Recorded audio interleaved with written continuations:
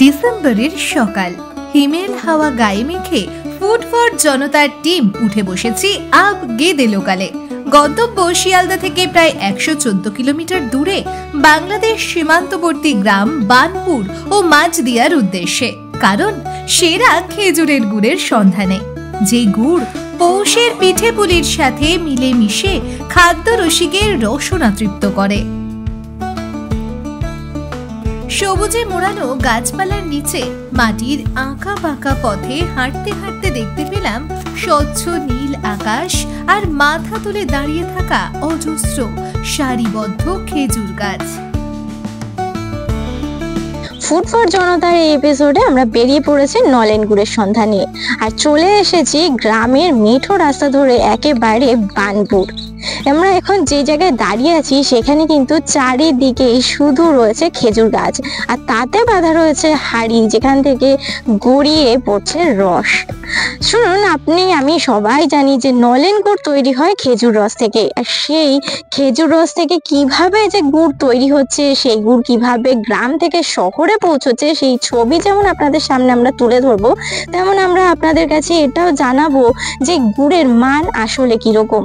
আপনাদেরকে আগেই জানিয়েছি এবং আপনারা জানেনও যে এই যে বৈজ্ঞানিক যুগে যত বিজ্ঞানের উন্নয়ন হচ্ছে তত কিন্তু পরিবেশের ভারসাম্য একটু হলেও কমছে, আর সেখানে প্রথমে যার উপরে কোপ পড়ছে সেটা হলো গাছ। আর চাষিদের কথাতেও কিন্তু এখন এই যে একের পর এক গাছ কাটা পড়ছে, তার মধ্যে তো খেজুর গাছ রয়েছে, তার ফলে কিন্তু খেজুর রসের যোগান কমছে। ব্যবসায়ীদের বক্তব্য যে বাজারে যেই পরিমাণ গুড়ের চাহিদা আছে সেই পরিমাণ কিন্তু রসের যোগান নেই, যার ফলে গুড় তৈরি করতে কিন্তু সমস্যায় পড়ছেন চাষিরা, যার কারণে কিন্তু মেশাতে হচ্ছে চিনি। আর এগুলো সবই কিন্তু চাষিদের কথা, আর সেই সব ছবি আপনাদের সামনে আমরা তুলে ধরবো জনমত বাংলার পর্দায়। আর দেখা মিলল গ্রামের কৃষকের, রস ও গুড় নিয়েই যাদের জীবিকা চলে।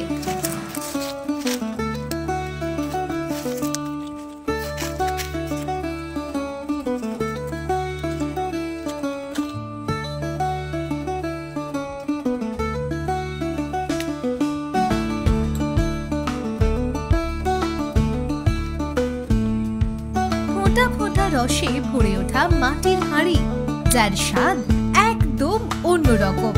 একটু সাহসী না হয়ে পারলাম না আকণ্ঠ রস পান।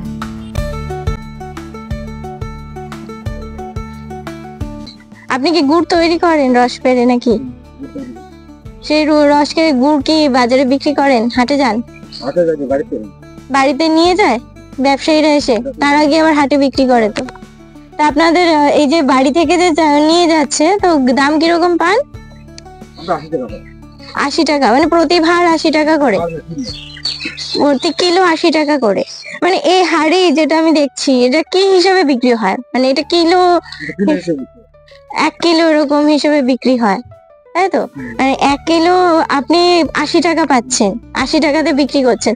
আর কেউ কি রস কেনে? রস কিভাবে বিক্রি হয়? 100 টাকা রস বিক্রি করছেন। এই যে সবাই বলছে না যে এখন তো খেজুর গাছের ফলন কমে গেছে বা গাছ অনেক তো কাটা পড়ে গেছে, তো পোষায় কি লাভ হয় কিছু? আর সারা বছর তো খেজুর রস থাকছে না, বাকি সময় কি করেন? ধান টান নাকি নিজের জমি পান আপনারা নাকি?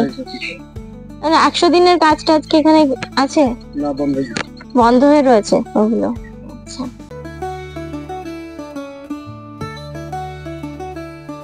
বুক ভরে নিঃশ্বাস নিতে চাইলে বাতাসে মেশানো নতুন গুড়ের গন্ধই শুধু পাওয়া যাবে।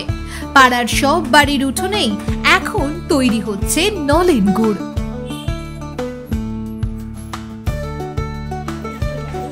চাষির কথা ছেড়ে হাজির আমরা মাঝদিয়ার গুড়ের হাটে। এত গুড়, সত্যি চোখ ছানা বড়া হলো।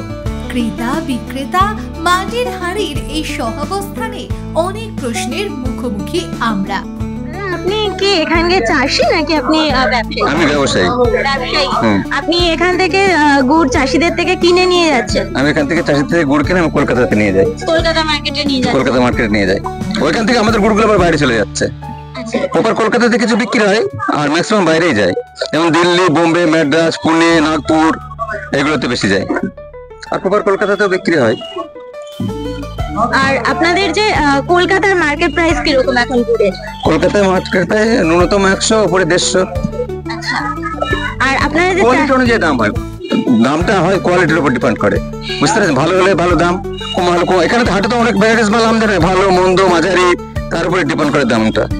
আচ্ছা, তো এই যে চাষিদের থেকে যে নিচ্ছেন এখানে আপনাদের কাছে থেকে গুড়ের দাম কিরকম পড়ছে?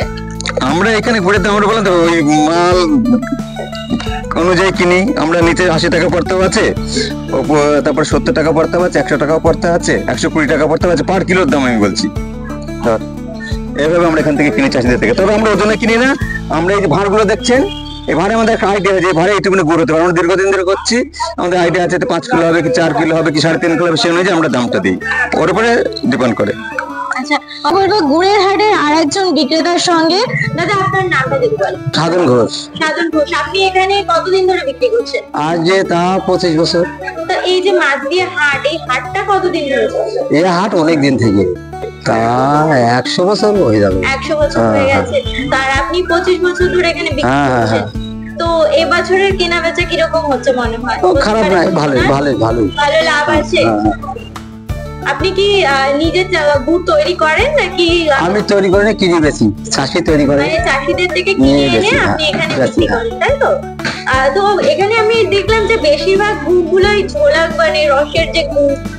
আবার মানে এখানে কি এটা স্পেশালিটি নাকি? এখানে বেশি কোন গুড়টা পাওয়া যায়? এখানে রসটা বেশি পাওয়া যায়, রসের গুড়টা, পাতলা গুড়টা। পাতলা গুড়টা এখানে বেশি পাওয়া যায়, ওইতে লাভটা বেশি। আচ্ছা, তো আপনি যে চাষিদের থেকে কিনছেন সেখানে কত দাম দিয়ে কিনতে হচ্ছে আপনাকে? সেখানে আমরা 10 টাকা 5 টাকা লাভে কিনি, কিনি বেশি দিই। কত দাম? মিনিমাম 400 টাকা ভাড় কিনি। 400 টাকা একটা ভাড়? হ্যাঁ, আর আপনি বিক্রি করছেন? ওই 450 টাকা বেশি, 400 টাকা বেশি, আর 300 টাকার ভাড়, 320 টাকা বেশি। একদম সঠিক হয় না, আচ্ছা, বেশি বেশি কিছু কম, একদম দাম হয়, কোনোটা লাভ হয়, কোনোটা লস হয়। আচ্ছা, গুড়ের কোয়ালিটি কিরকম দিচ্ছেন? আগের থেকে কি এখন ভালো হয়েছে নাকি খারাপ হচ্ছে? এখন আরো খারাপ হচ্ছে। খারাপ হচ্ছে। আচ্ছা, এখন কি তো মানে খেজুর গাছ তো পাওয়া যায় না, খেজুরের রস সেভাবে জোগান নেই, তো ভেজাল কি বেশি হচ্ছে? এখন আগেকার তুলনা থেকে এখন ভেজাল বেশি। তাদের কথা তাদের মুখেই শুনে আপনার নামটা যদি একটু বলেন। আমার নাম তপন নন্দী। তপন নন্দী, নৈহাটি বাড়ি। নৈহাটি বাড়ি। আপনি কি এখানে প্রতি বছর আসেন? হ্যাঁ, আমি প্রতি বছর 40 বছর ধরে এখানে আসছি। আচ্ছা, এখানকার প্রাইস রেট কিরকম? এখানকার প্রাইস হাড়ি 500, 650, 700 সব রকমই আছে। পাতলা গুড় আছে, নুনের গুড়, দানা গুড় আছে। সেটা আপনারা যখন নিয়ে যাচ্ছেন আপনারা কত দরে বিক্রি করছেন? আমরা সামান্য লাভ রেখে বিক্রি করি। তাও কিরকম? তাও 100-150 এরকম। 100-150? মানে আপনাদের লাভ কিরকম থাকছে? আমাদের হাড়ি প্রতি 50 টাকা থাকলেই আমাদের যথেষ্ট। আচ্ছা, খেজুর গাছ তো প্রায় কমেই গেছে, আজ কাটা পড়ছে প্রচুর। তো এই যে খেজুরের রস থেকে যে গুড় তৈরি হচ্ছে, তার মধ্যে কি কোনো ভেজাল আছে? ভেজাল সামান্য অবশ্যই আছে। সামান্য চিনি দিতে হবে, চিনি না দিলে গুড়টা ঠিক আসবে না, জায়গায় জমবে না। মানে পুরোপুরি খেজুর রস থেকে তো হচ্ছে না? না, পুরোপুরি খেজুরের রস থেকে হচ্ছে না। এটা হচ্ছে, ধরেন রস যদি 12 না থাকে, 4 আনা চিনি থাকবে। এই 4 আনা চিনি দিলে গুড়টা ভালো হবে, গুড়টা জমবে, সেন্টও আসবে, খুব ভালো হবে। আচ্ছা, এবার তো মানে শীত এখনো সেভাবে দাঁড়িয়ে পড়েনি, মানে যবে পড়তে শুরু করেছে, তো সেভাবে উৎপাদন, খেজুর রসের উৎপাদন কিরকম হচ্ছে বা গুড় কিভাবে কতটা পরিমাণে তৈরি হচ্ছে, সে মার্কেট কি ঠিকঠাক আছে এখনো প্রতিবারের মতো? প্রতিবারের মতো মার্কেট ঠিকঠাক আছে, তবে এই যে ঠান্ডাটা পড়ছে, এই ঠান্ডায় আস্তে আস্তে রস বাড়বে, গুড়ও বাড়বে, কারণ পৌষ মাস পড়ে গেছে, এখন থেকে রস গুড় দুটোই বাড়বে। আপনি কোন হাটে বিক্রি করেন? আমি এই হাটে বিক্রি করি, মানে পাইকারি বিক্রি করি, গাড়ি এনে পাইকারি বিক্রি আপনি করি। কোথা থেকে নিয়ে আসেন? আমি চাষি বাড়ি থেকে নিয়ে আসি। আচ্ছা, চাষি বাড়ি থেকে এনে এই হাটে বিক্রি হ্যাঁ, করেন চাষি এবং বাড়ি থেকে আবার শহরে আপনার থেকে কিনে নিয়ে যান? আমার থেকে কিনে নিয়ে কলকাতায় পাঠায় পাইকারি। আচ্ছা আচ্ছা, তো কলকাতার মার্কেট প্রাইস কিরকম এই গুড়ের এখন? কলকাতায় আমরা তো সব জানি না, তবে 120 টাকা 30 টাকা বিক্রি হচ্ছে। তো আপনারা যে বিক্রি করছেন এবং চাষিদের থেকে যে নিয়ে আসে, এই যে 3টে জায়গায় তো গুড়টা একচুয়ালি ঘুরছে, তো এই দামের মধ্যে ফারাকটা কিরকম? দামের মধ্যে আমরা হয়তো কিছুটা লাভ করছি, তারপরে আমাদের থেকে যারা কিনছে তারা কিছুটা লাভ করছে, কলকাতা থেকে যারা পাইকারি নিয়ে যায় তারা কিছুটা লাভ করছে। চাষিরা থেকে কিরকম রেটে কেনেন গুড়? আমরা মোটামুটি যেরকম গুড় বললাম তো কোয়ালিটি ধরে 70 থেকে 100 টাকা পর্যন্ত আছে, চাষি বাড়ি থেকে কিনে আনি 70 থেকে 100 টাকা পর্যন্ত।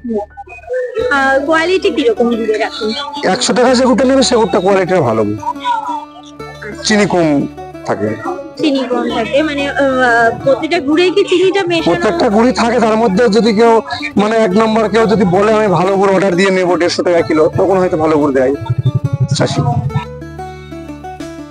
এই বাংলার নলেন গুড় তার সীমানা ছাড়িয়ে দেশের বৃহত্তম বাজারগুলোতেও রপ্তানি করা হয়, আর তার ফলস্বরূপ চাষি ও ব্যবসায়ীর সফলতা ও আর্থিক সচ্ছলতা উঠে আসে। মানুষের হয় রসনা তৃপ্তি, চাষির ঘরে স্বপ্ন পূরণ। এইরকম আরো ভিন্ন স্বাদের প্রতিবেদন দেখতে চোখ রাখুন জনমত বাংলার ফুড ফর জনতায়। জনমত বাংলার একটাই আবেদন, ইতিহাস হতে দেবেন না এই লোভনীয় শিল্পকে। সর্বস্তরের মানুষের সহযোগিতায় দীর্ঘকাল বেঁচে থাকুক এই শিল্প। অনেক অনেক গাছ লাগান, প্রকৃতিকে সুন্দর করে তুলুন।